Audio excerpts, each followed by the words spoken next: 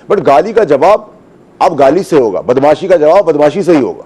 अभी तो इनको पैटीज और पेस्ट्री खिलाई है, अगली बार के लिए जैम होगा, जैमर नहीं होगा, पेस्ट्री व्हिप क्रीम के साथ होगी और गरम पैटीज होगा।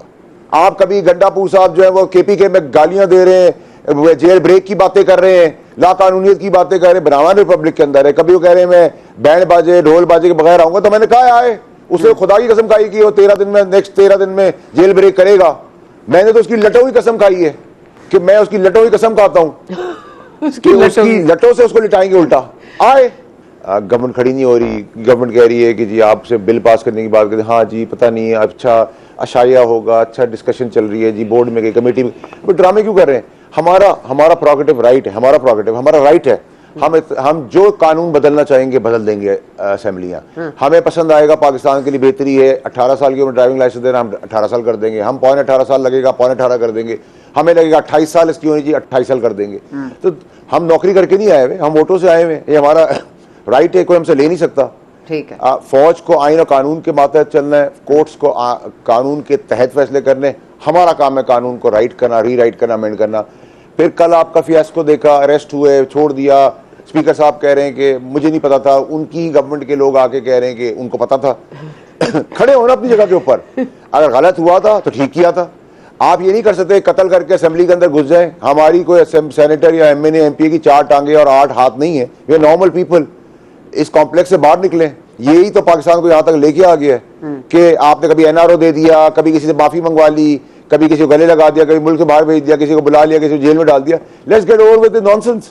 खड़े हो अपनी जगह के ऊपर, एक इश्यू को एड्रेस करें, या आगे की तरफ जाएं या बैकफुट पे चले जाएं या काम करने दें। ये क्या ड्रामा है? आप कभी गंडापुर साहब जो है वो केपीके में गालियां दे रहे हैं, जेल ब्रेक की बातें कर रहे हैं, लाकानूनियत की बातें कर रहे हैं, बनाना रिपब्लिक के अंदर है। कभी वो कह रहे हैं मैं बैंड बाजे ढोल बाजे के बगैर आऊंगा, तो मैंने कहा आए, उसे खुदा की कसम खाई कि वो 13 दिन में, नेक्स्ट 13 दिन में जेल ब्रेक करेगा। मैंने तो उसकी लटों की कसम खाई है कि मैं उसकी लटों की कसम खाता हूं उसकी लटों से उसको लिटाएंगे उल्टा। आए।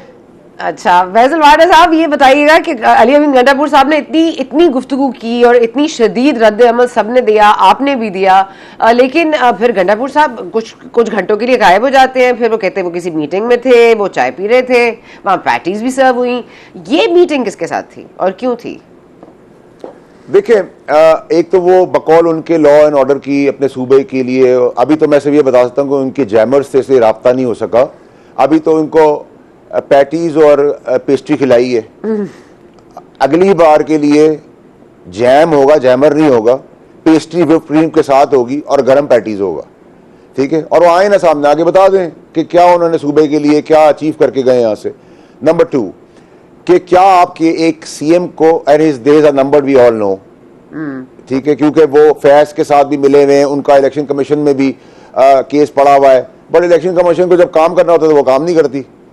एक डिस्क्वालिफिकेशन बनती है, वैसे तो उनको बहुत जल्दी होती है, मेरे केस में तो बहुत जल्दी थी उनको। So I am giving them also an alarm shot, you better perform it. If they don't perform then we will take it up, as simple as that. अच्छा, जनरल फैज हमीद की एसेट्स की फाइल पड़ी हुई है। नहीं, जनरल फैज हमीद साहब was in touch with Gandapur साहब, बनती है, was in touch with Gandapur साहब। आप समझते हैं कि आखिरी मतलब इतलात तक, जब तक फैज हमीद साहब किसी से बात कर सकते थे, he was in touch with Gandapur साहब? Are you saying that? 100% जी। Faiz Hameed fiasco, he was running KPK, he was running the party, और बहुत सारे हम्टी डम्टीज हैं, उनसे भी राब्ते में थे। ठीक है, so there are a lot of people he was involved with and in, but at the same time problem ये है कि अब अरशद शरीफ का केस, मैं बार बार आपको कहता था 2-2.5 साल से कि इसका खून रहेगा नहीं जाएगा, से पाकिस्तान को बचाया है। और मेरा कोई उसके साथ प्यार का, दोस्ती का रिश्ता है, हमारी नीयत साफ है, मंजिल आसान करेगा अल्लाह मियां। जो नईम नामुमकिन था वो मुल्क में मुमकिन नजर आ रहा है। And the credit goes to the army chief again, कि उन्होंने ये इनिशिएटिव लिया है कि अपने एहतसाब की अपने इदारे से शुरू की है। वो भी एक लेफ्टिनेंट जनरल DG ISI जो खुद बहुत तगड़ा होता है, लेकिन वो मॉन्स्टर इसलिए बना क्योंकि इमरान खान साहब उसका इन्वॉल्व हो गए थे as a prime minister. But this nonsense is not acceptable. अच्छा, आपने कहा चाहे 25 करोड़ लोगों के आगे गाली दे दे, कमरे में आके बाहर पड़ जाए और आप माफ कर दें। अच्छा वाडा साहब, मुझे एक चीज जो नहीं समझ आती, ये समझ नहीं आती कि ये जनरल फैज हमीद साहब राब्ते में थे खान साहब से भी, क्या इसकी एविडेंस अब मिल गई है फौज को? क्योंकि जब से फील्ड कोर्ट मार्शल शुरू हुआ है उसके बाद हमने देखा है सुपरिंटेंडेंट्स वगैरह जो उठाए गए हैं और गायब भी हुआ है कोई एक। जी देखिए, अभी तो एविडेंसेस मिलना शुरू हो गए, मिल गए हैं। अभी तो बहुत कुछ और होना है। फैज साहब डालेंगे खान साहब पे, खान साहब डालेंगे फैज पे, अभी बहुत कुछ और निकलना है। अच्छा, मुझे बताइएगा 9 मई में फैज हमीद साहब मास्टरमाइंड थे या फैसिलिटेटर थे? देखिए, आप मास्टरमाइंड कह लें या फैसिलिटेटर कह रहे हैं, 9 मई में बिला वास्ता और डायरेक्टली और indirectly, if you are involve, whether you are mastermind, you are facilitator और you are an informer. But ये याद रखें कि पेशावर कोर कमांडर हाउस में पहली ऐसी हरकत हुई थी जब वो कोर कमांडर पेशावर थे। As simple as that. अच्छा, but we all know that he had a problem with journalists, and I am also one of those who has borne the brunt कि हमारे घर में तो लोग बंदूकें लेके भी आ गए हैं, तो वो उनकी आदत थी। तो आपको लगता है कि आपने जब कहा अशरफ शरीफ शहीद का कातिल पकड़ा जाएगा, तो आप समझते हैं कोई एक ही है इसमें विच इज जनरल फैज, और do you think there are others also? No, it's understood. इतनी बड़ी पावर गेम के अंदर एक आदमी तो नहीं होता ना। सियासी पार्टी है, सियासी पार्टी के मोरे हैं, बेनिफिशरीज हैं, साइड बाय साइड बहुत सारे लोग मिलेंगे, बहुत सारे लोग शायद मिल भी गए हो, आई डोंट नो। बट ऐसा नहीं कि एक आदमी ने सब कुछ किया है। It's always a group of gang of people who plan all this. But why? I mean I never quite understood why, because उन्होंने आखिर में क्या जनरल आसिम मुनीर की उन्होंने तारीफ कर दी थी? क्या उनको क्या पता चल गया था? क्या वो डॉक्यूमेंट्री जो वो बना रहे थे या बनानी थी, जो सोशल मीडिया पे पीटीआई बार बार उसको कर रही थी क्लेम कि बना रहे हैं? जी जी, देखिए, एक तो अरशद शरीफ साहब was very positive and pro, जो चीफ है आज के आसिम मुनीर साहब, उनकी वीडियो आपके पास है, वीलॉग। और दूसरा ये कि अरशद शरीफ एक ऐसा नाम था। देखिए, हुआ क्या, आप जमहूरियत के लिए कर रहे थे, आप हुकूमत के लिए कर रहे थे, आप वोट के लिए कर रहे थे, आप अदलिया के लिए कर रहे थे, आप मीडिया की आज़ादी के लिए कर रहे थे, आप किसके लिए सारा काम करिए? फियास्को का फायदा किसको होना था? इस फियास्को में 2 आदमी नॉमिनेट हुए हैं, DGIS है नदीम अंजुम साहब, DGC फैसल नसीर साहब। ये दोनों चीफ नहीं बन सकते थे, बन ही नहीं सकते थे। ठीक है, तो इस फियास्को के अंदर फायदा किसको था? फैज को था, वो चीफ का रन में था। ठीक है, और अरशद शरीफ पहले धरना हुआ, प्रोटेस्ट हुआ, वो फेल हुआ, फिर अरशद शरीफ का कत्ल, क्योंकि इस कत्ल के तहत आग लग जानी थी पाकिस्तान में। एक अल्लाह ने उल्टा किया, उसने खून दिया पाकिस्तान की आग बुझाने के लिए। फिर आपने इमरान खान पे फायरिंग कर दी ताकि मार्शल लॉ आ जाए। सो हर चीज का बेनिफिशियरी तो फैज है।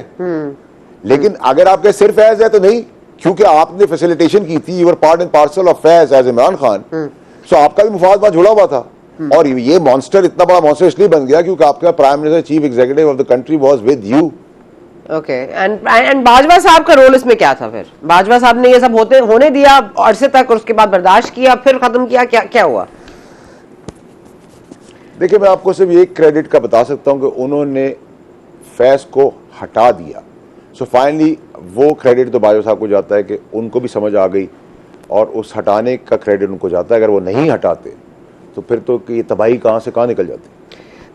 वाडा साहब, अभी तक जिस तरह हालात जा रहे हैं, PTI seems to be on जाहिर है बेरिंग द ब्रंट आल्सो, और उनको बनता भी है। जिस तरह जलसे में गुफ्तगू भी हुई, और they seem to be in the same mode as 9th में, they have not learn from there. और आपको लग रहा है कि कालादम तंजीम हो जाएगी? क्या होगा? अरेस्ट होते रहेंगे लोग? मतलब किस तरह, क्या पार्टी का खात्मा होगा या सिर्फ माइनस इमरान होगा? देखिए, ये तो जो हुकूमत वक्त है वो कितनी अपने पैरों पे खड़ी होती है। क्योंकि देखिए ना, मरियम नवाज उनकी पार्टी की हैं। अगर वो अपनी पार्टी की खवातीन की इज्जत नहीं बचा सकते तो पाकिस्तान की, मेरी आपकी माँ बहन बेटियों की क्या संभालेंगे? मेरा तो सवाल है। ठीक है, and it's not about Maryam Nawaz, and it's not about कि वो जो खातून फीमेल एंकर्स हैं या रिपोर्टर्स हैं, हमारी माँ बहन बेटियां हैं। हमारे लिए तो इमरान खान और गंडापुर की माँ बहन बेटियां भी उतनी ही काबिल इज्जत है जितनी हमारी हैं। मैं तो आज भी, अगर मैंने तो आज स्पीच भी इसी बात पे शुरू की।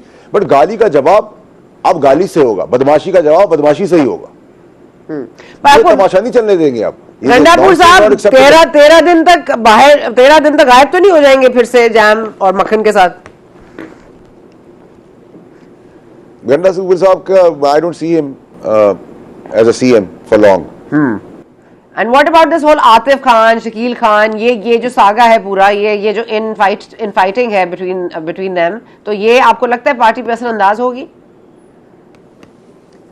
देखिए, इन फाइट तो बहुत है। बेगम साहिबा का एक है, बहन का ग्रुप एक है, वकीलों का ग्रुप एक है, पुरानी पीटीआई का ग्रुप एक है, नई पीटीआई का ग्रुप अलग है। इन साइड फाइटिंग्स तो पटे हुए हैं ग्रुप्स के अंदर। बट द पॉइंट इज कि आपने तो आज इंडोर्स कर दिया कि भाई मैं तायद करता हूं जो गंडापुर ने कहा। कल तो आप कह रहे थे खान साहब के मैं तो जेल में, मुझे नहीं पता क्या हो रहा है। आज कह रहे हैं मैंने किया है। ठीक है, तो ये आज आपने नैब से, तरमीम से भी फायदा उठा लिया, अपने आप को बरी करा लिया उससे। ठीक है, फिर आप फौज के लिए मर रहे हैं, लेटे हुए हैं, रो रहे हैं। वो बटन कब दबेगा? वो बटन कब दबाएंगे फैसल वाडा साहब? बटन कब दबाएंगे? देखिए सना साहब, you know me for long. मेरे पास कुछ हमटी डमटी और बहुत सारी घटिया वीडियोस तो ऑडियोस तो हैं, बट द थिंग इज कि मैं घटिया सियासत नहीं करता। मैं हमेशा फ्रंट से फाइट करता हूं, मैरिटी फाइट करूंगा और मैं करूंगा। ये एक एविडेंस का हिस्सा है, बाकी एविडेंस लाऊंगा जब टाइमली लाऊंगा। जब और मैं आपको कहता हूं जो मैं दूंगा आप उसको पूरी दुनिया में चेक कराएं। अगर मैं गलत हूं तो मुझे उसकी सजा दें, मुझे जेल में डालें। मुझे मेरी परफॉर्मेंस से आप डरे हुए हैं, मैं आपके लिए थ्रेट बन गया हूं। आप कोई चुगली करता है, कोई मेरी पावर खींचता है, कभी सेनेटर से गिरा देता है, कभी नाअहल कर देता है, कभी कुछ निकाल देता है। मैं स्ट्रेंथ तो मेरी कोई नहीं ले पा रहा। मेरे आई एम अंडरपेड, अल्हम्दुलिल्लाह I have got this seat but I am underpaid.